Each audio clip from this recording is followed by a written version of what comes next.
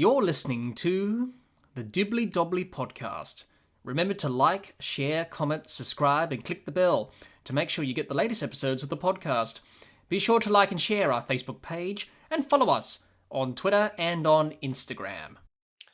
Hi everyone and welcome back to another episode of the Dibbly Dobbly Podcast. And on today's episode of the podcast, we're reviewing match number 10 of the ICC T20 World Cup for 2024 between Australia and Oman. It was a gritty win by Australia. It was a very hard-fought battle and win in this game against Oman. They had to work hard for it.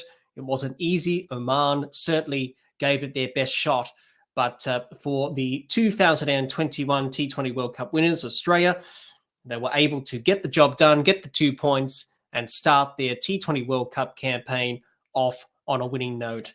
A couple of half centuries from David Warner and Marcus Stoinis, and also a brilliant partnership between them. Also ensured Australia were able to post a total that was difficult for Oman to chase down, and that was how it went down in the end.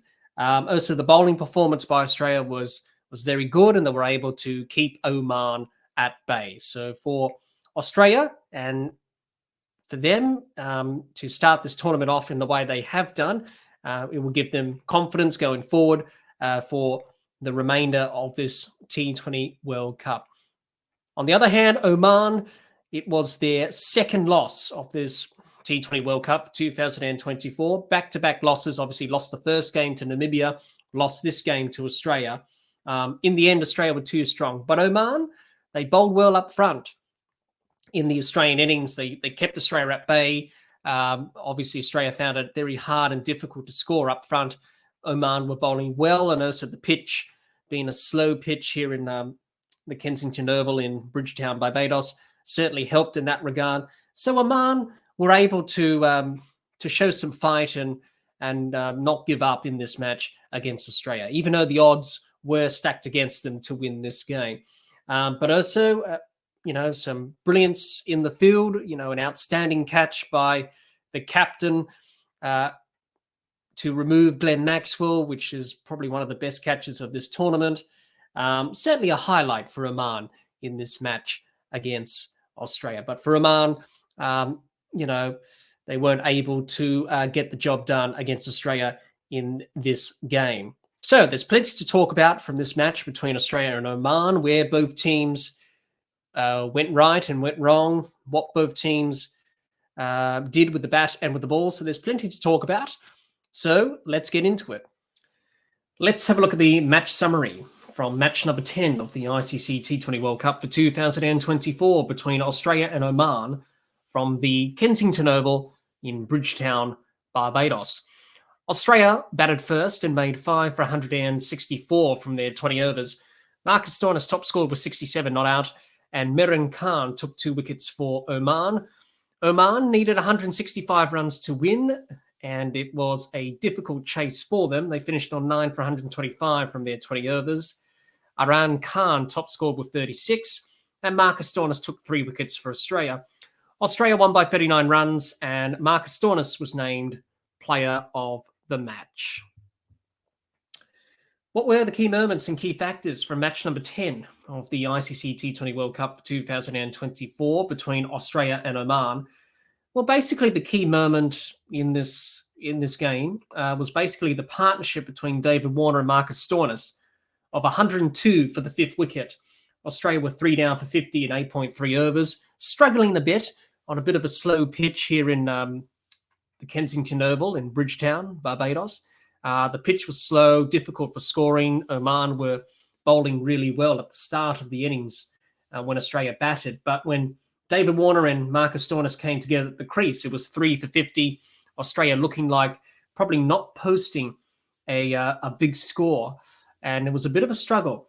But they came together and found it much easier to score as both of them got in, got set, and got used to conditions. And both of them ended up scoring half centuries. But that partnership got Australia to 5 for 164 from their 20 overs, which was more than enough to make sure that they get the win over Oman. In the end, Oman weren't able to chase down the runs. So those were the key moments and the key factors from match number 10 of the ICC T20 World Cup for 2024 between Australia and Oman. Let's talk about how both Australia and Oman performed in match number 10 of the ICC T20 World Cup for 2024 at the Kensington Oval. We'll start with the Australian team and talk about Australia's performance in the match and talk about their batters, first of all, and talk about how the batting group performed in this match.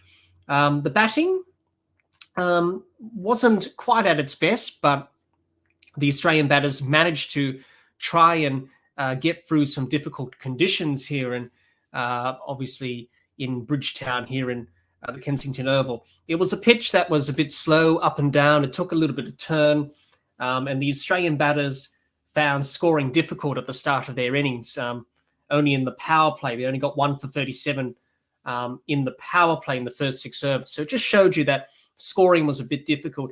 And you've got to give credit to the Oman bowlers. They were bowling really well up front, really keeping the screws on this destructive batting order from Australia. So Australia found it tough for scoring in patches during their innings, given with the conditions. And I suppose all of these players who have played in the IPL, like David Warner, Travis Head, Glenn Maxwell, Marcus Stoinis, Tim David, in this Australian batting lineup, found it a bit difficult to get going. Obviously playing on flat surfaces in the IPL, come over to the Caribbean, you play on surfaces that are a bit slow and low and turning conditions as well with some spins. So definitely found it difficult at first, but once they got settled in, scoring became much easier. And Australia were at 3 for 50 in 8.4 overs. They just lost Glenn Maxwell. Australia looking like not getting a score of over probably maybe even 120 at one stage because scoring was really difficult, as I mentioned. But obviously Marcus Stoinis and David Warner. Enter Marcus Stoinis and David Warner's contribution. Both of them scored half centuries. Both of them put on a very good partnership of 102 for the 5th wicket, which got Australia up to that 164 score, which was more than enough against this Oman team, which found it difficult in terms of the run chase later on. Without that partnership, Australia would have been in a bit of trouble if Warner and Stoinis quickly got out, and then obviously Tim David, Matthew Wade, and the tail had to come in and bat. It was going to be difficult, but those two steadied the ship for Australia. So yeah, as I mentioned, Australia's batting performance was probably not a dominant performance, but what I did like from the Australian batters, especially from David Warner and Marcus Stoinis, obviously vast experience between them, came together at a tricky situation. They took their time, assessed the conditions, and were able to adapt to the conditions as well. And I think that's going to be important for Australia.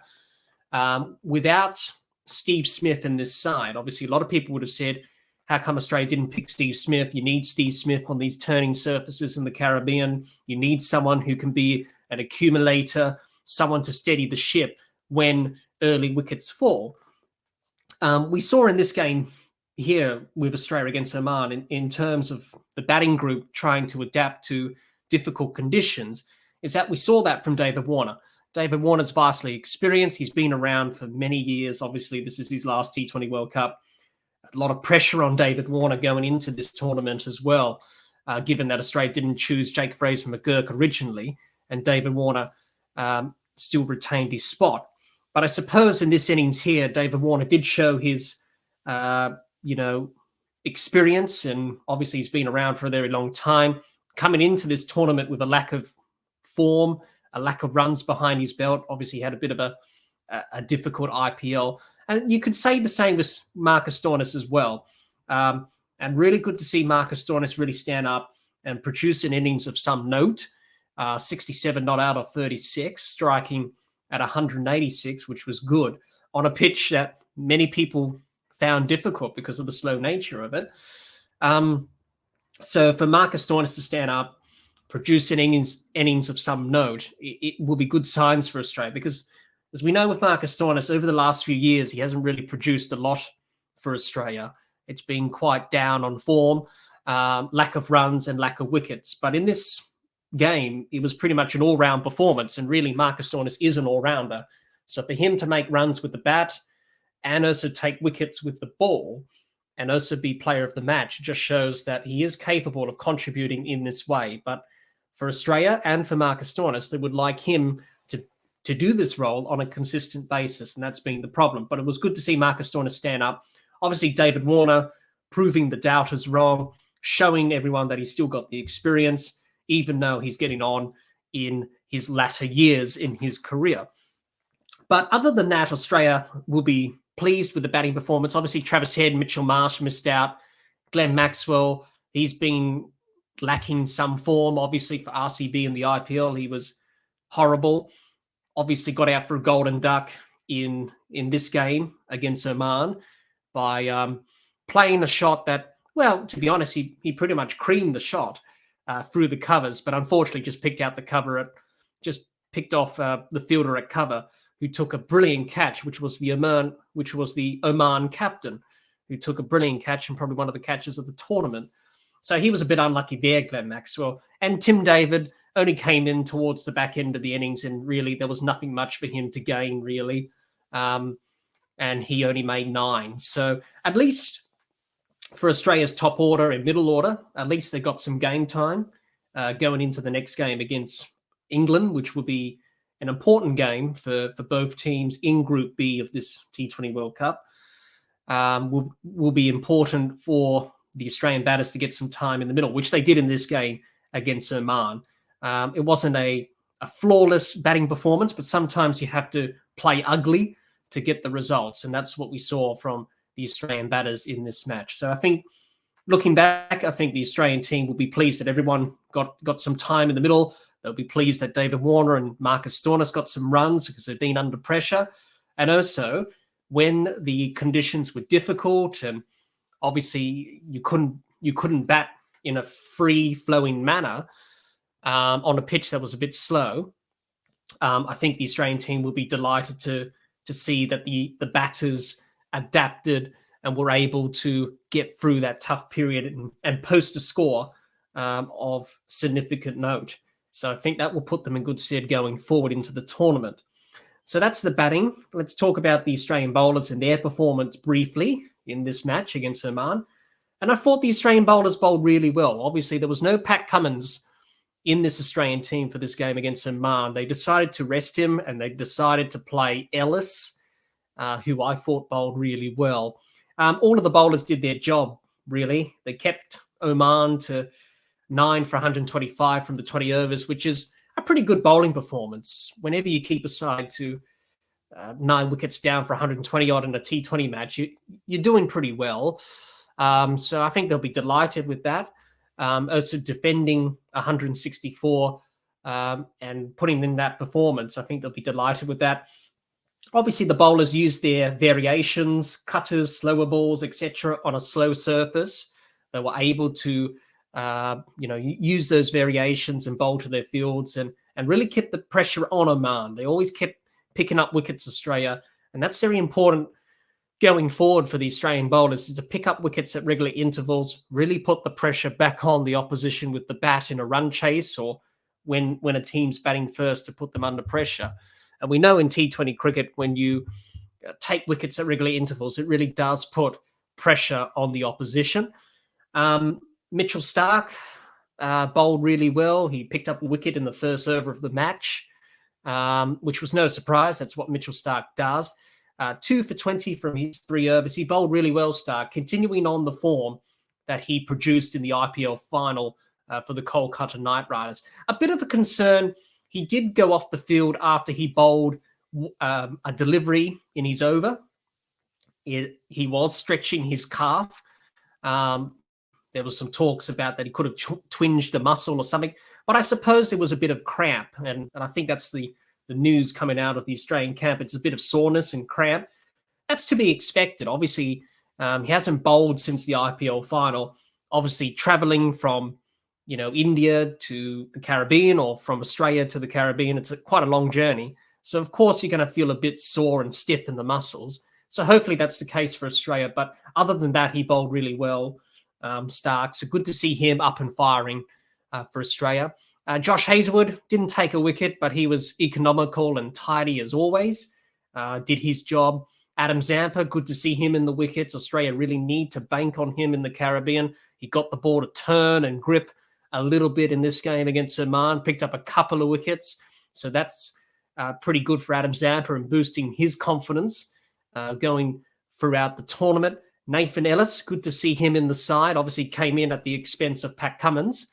But for Nathan Ellis over the years, he's been a bit unlucky not to play for Australia on a regular basis. He's a pretty good death bowler. We saw those skills in this game against Oman. He bowled really well. 2 wickets for him for 28 in his 4. He'll be delighted with that. Glenn Maxwell bowled a couple of overs, obviously being the other spin option for Australia. If they do decide to go with one spinner and not play Ashton Agar, Glenn Maxwell's got to do a lot of bowling. And Marcus Stoinis was the pick of the Australian bowlers. 3 wickets for 19. And as I talked about before, with Marcus Stoinis is that all-round ability that he has. Scoring runs with the bat, obviously, as we talked about before, obviously picking up wickets. And we need to see that from Marcus Stoinis on a continuous basis because it's, being very few and far between these performances. So I think in this game, he'll be delighted with his output with both bat and ball. We need to see more from that from Marcus Stoinis. Obviously needs to step up as that other bowler because obviously with Mitchell Marsh not bowling, Marcus Stoinis has got to bowl those overs that Mitchell Marsh would have bowled if Mitchell Marsh is not suffering from that hamstring injury and trying to get over that. So Australia will be delighted to see Marcus Stoinis produce what he has produced in this game against Oman. Other than that, pretty much the Australian bowlers would be happy with their work overall. It was a pretty good performance. Obviously, the Oman batters struggled against this quality Australian attack who are very skillful and were able to get the job done. So to finish off about the Australian bowling, I think they'll be delighted with their performance. I think they'll be delighted with the output and the performance they put in this game against Oman. And they'll be looking forward to the challenge against England for Australia's next game, where they will know that, England have some destructive batters and they'll have to be on their game with the ball to try and contain them. Other than that, I think they'll be pretty pleased. Some areas to work on, but other than that, it was a complete dominant performance by the Australian bowlers. And as a team performance overall, it was pretty much a very good performance from the Australian team in this game against Oman. Let's talk about Oman's performance in this match against Australia, and we'll start with the batters and talk about the Oman batters and how they performed in this match. Pretty much the Oman batters really did struggle in this match against the Australian bowlers. Obviously, up against Australia's bowlers who bowl over 140 plus, in the case of Stark, Hazelwood, and, facing quality spin in Adam Zampa, obviously Marcus Stoinis and Nathan Ellis in there as well. It was always going to be a tough challenge for Oman to chase down 164. It was always going to be a difficult challenge for them. In the end, they finished on 9 for 125 from their 20 overs. So at least they didn't quite get there with the batting side of things, Oman. But I suppose not to be bowled out and not to be bowled out for under 100 is probably a good result for them in terms of a small win in this game against Australia. Basically lost wickets at regular intervals. They couldn't really build any partnerships, didn't really put pressure back on the Australian bowlers. No one really was able to do that. We saw some good cameo innings from Iran Khan, 36 of 30. He hit a few boundaries and sixes. Same with Moran Khan as well, 27 of 16, striking at 168. Both of those batters played some cameo innings, but it was a little bit too late for Oman. But at least they showed some abilities to try and up the run rate and up the scoring and hit some boundaries, but it wasn't to be really in terms of that. Plenty of work to do for Oman. Obviously, the last game that they played before this one against Australia, against Namibia in that super over, which they lost, they got bowled out for 109. So this is improvement. I suppose when you look at small wins, you got to take some positives out of the game. I suppose for Oman, this is a positive that, okay, we didn't get bowled out for under 100. We didn't get bowled out. We were able to make 125 from the 20 overs. We went past 109, which was our previous highest score in this T20 World Cup against Namibia. So I suppose that's progress. I suppose when you look at that, that's small wins, progress. Obviously, the batters will learn from this. They will learn how can we be a bit better, maybe look to rotate the strike a bit more, look to get busy at the crease, not really let the bowlers settle and build pressure, minimize the dot balls. So there's plenty of learnings for the Oman batters to take out of this game against Australia. But other than that, at the end of the day, it was going to be tough work to chase down this score. But, they did well to try and survive the whole innings, which they did. And as I mentioned, not to be bowled out is a good result for them. So definitely lots to ponder about for the Oman batters going into the next game of this tournament, which will be against Scotland. In a few days' time, it will be about how can we get better and how, as a batting group, we can really improve and make sure that we're able to, really put pressure back on the opposition as a batting group. So plenty of work to do for the Oman batters, I should say. But you got to take some positives from the game, even though Oman didn't win. Let's move on from the batting and talk about the bowlers for Oman and their performance in this match against Australia. They bowled pretty well up front, Oman. The opening bowlers, Khalil Mullah and Balil Khan, bowled well up front. They really kept the screws on Australia. Australia weren't able to score freely. They bowled pretty tidy up front. They put pressure on the Australian batters on a pitch that was slow and not really having that pace in the surface.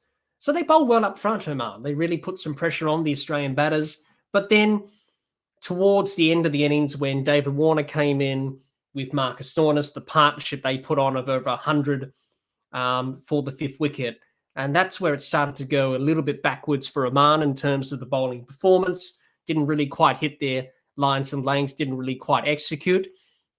And, Australia were able to push themselves up to a score of 164, which was a pretty good total in the end. Their bowling was good up front, but towards the back end of the innings, they sort of let it slip a little bit. But there was some good fielding. We saw a very good catch by the captain, Aqib Alice. What a catch that was to remove Glenn Maxwell at cover. Probably the catch of the tournament, you would think. So it was good to see that, that brilliance in the field from Oman in terms of the fielding performance, despite, things not quite going their way in this game, obviously not winning the game. But, to see that catch was pretty spectacular. Obviously, at times during the fielding effort, there was some misfields and some all that stuff. So that's something that they could work on as well in terms of getting better in the field. But other than that, I think there's plenty to work on with the bowling performance that Oman would like to have in their next game against Scotland. Plenty of work to do, making sure that, okay, let's try and keep the pressure on. They had Australia under pressure at the start of the innings. They let it slip a little bit. Australia were 3 down for 50 in 8.3 overs. And before Warner and Stoinis had that partnership, there was an opportunity that Oman could have picked up another couple of wickets, could have really put the screws on Australia. So things like that, as a bowling side, when you have an opposition like 3 down for 50, like they did with Australia in this game, it's very important just to make sure that we're able to keep the pressure on and the screws on. So that's something to work on. There's plenty of things that Oman can look back on this game and say, yeah, we could have done better. We could improve that going into our next game. Other than that, I think they should be pretty pleased with their bowling performance up front. Just a little minor things that they need to work on with their bowling. But other than that, they're more than capable of taking wickets and, really putting pressure on opposition if they do get it right. So their bowling performance overall, Oman, was a bit of a contrast of good bowling up front, some poor bowling towards the end where Australia really got away. But other than that, as a team performance overall, their batting needs some work. but, obviously small wins. They didn't get bowled out for under 100. They were able to beat their 109 total that they got against Namibia. So that's a small win. And the bowling performance, there's some positives there. The fielding, trying to work on that as well going into the next game. But other than that, for Oman, first game against Australia in their history. Hopefully many more to come. But I think for them, looking back on this game, it was a good opportunity to see what they can do against the world's best team in the world, which is Australia. And they did okay. They did okay. They fought in there. But obviously, it just shows that they've got a lot of areas to work on going forward for the remainder of this tournament, but also in their cricket journey as well. My final thoughts and concluding thoughts from this match between Australia and Oman, just to finish up our review today. It was a good win by Australia to kick off their T20 World Cup campaign. They had to work hard for it, but we'll be pleased with how they performed with both the bat and with the ball. Also, David Warner, Marcus Stoinis scoring half centuries.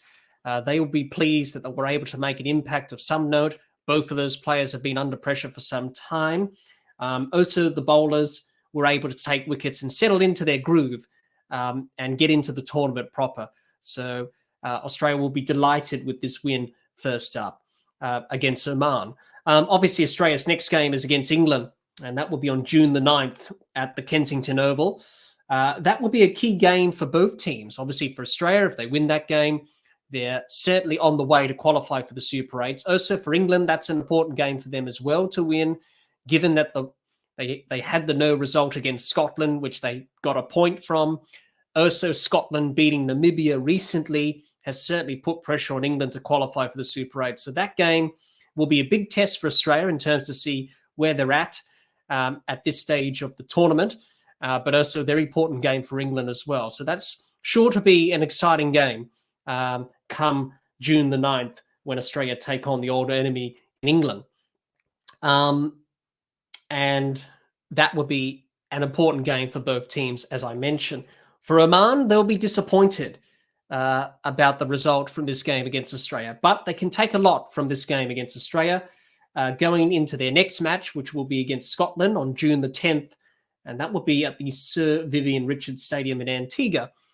So they can definitely learn from this game. Oman, obviously, some positives. They didn't get bowled out for under 100. They were able to bat the 20 overs, finish 9 down for 120 odd.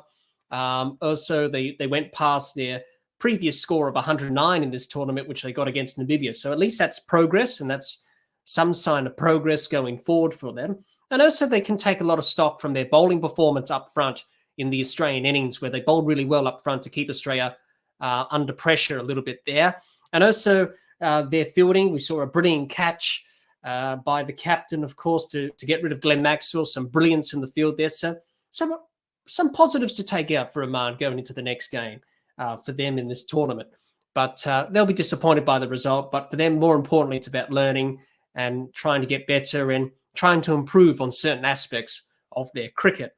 But overall, a pretty comprehensive win by Australia. It wasn't a straightforward victory by any means, but the important thing is that they were able to get the job done and have kicked off their T20 World Cup campaign with a win, and hopefully that can set up their tournament and hopefully go on to win the T20 World Cup for 2024. We'll have to wait and see. Thanks everyone for watching and listening to our review of match number 10 of the ICC T20 World Cup between Australia and Oman. If you're watching or listening to this episode of the podcast on our YouTube channel, let us know your thoughts on match number 10 of the ICC T20 World Cup for 2024 between Australia and Oman in the comments. We would love to hear what you have to say. Thanks for watching and listening. Until next time, keep safe and bye for now.